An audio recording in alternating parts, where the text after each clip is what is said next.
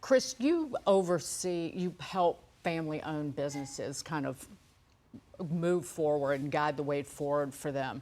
What are you seeing in terms of interest in what, and we'll get to this, I don't even call them blue-collar jobs, I call them creator jobs because you make things, doer jobs, or the accomplishment economy, hands-on jobs, because it's about making something every day. At the end of the day, you've gone home and actually put your hands on something and created. Yeah, it's true. I mean, we invest in the businesses that keep the American infrastructure running. It's all we focus on. Are the business owners that have skilled trades technicians out in the field, turning wrenches and fixing, repairing, maintaining our infrastructure every day.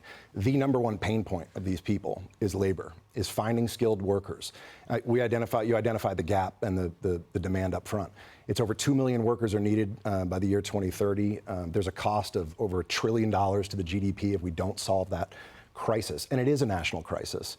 But before we can solve the trades crisis, we also have to solve the perception crisis. You know, for years, decades, starting in the 90s, America has pushed this narrative of, 4-year college degrees. We defunded, vocational shop class in school.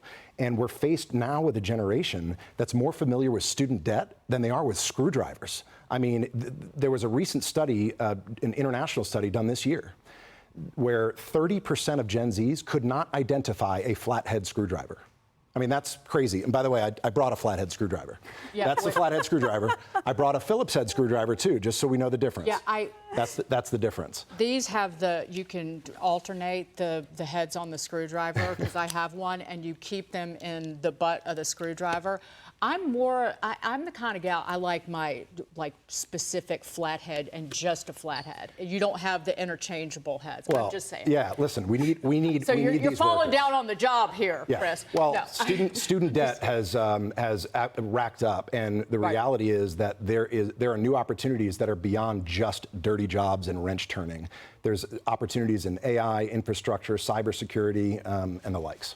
And that gets to what blue collar isn't just bolts and boilers anymore. Listen. The blue collar boom, it's now a new collar boom, because it's the intersection of technology and manufacturing and what they can create for our war fighters, for our aerospace, for pharmaceuticals. So stay on that, Chris. So what is blue collar now, and how is that playing into this new generation of work? Because you were just beginning to dig into that. Well, I mean, obviously, there are people needed to maintain, inspect, repair, maintain our infrastructure across sectors: energy, water, supply chain, and the likes. AI can't fix, bridges. AI can't repair machinery.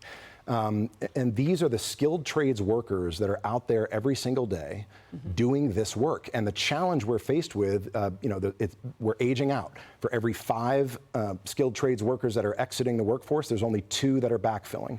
There's a massive perception that somehow the skilled trades are below us, when in fact, I think they're above everybody. But I think that has changed. It's changing. But Batya, final word to you so far. I'll see you back shortly.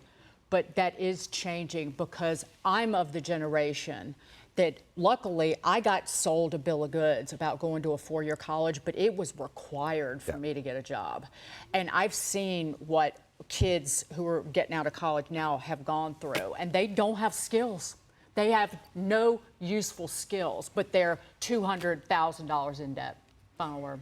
Completely. The romance of working class life is a big part of what the president has brought back into America. When you make blue-collar people broke, there is no longer this desire to go into those trades. But what the president has done is revitalize the economy to where those jobs now look like the good jobs. That perception is gone. I think it used to be, when we were coming up, that if you didn't go to college, you were a loser. Now you look at these kids coming out of college being replaced by AI, and they've got hundreds of thousands of dollars in debt, and that whole story is being rewritten right now.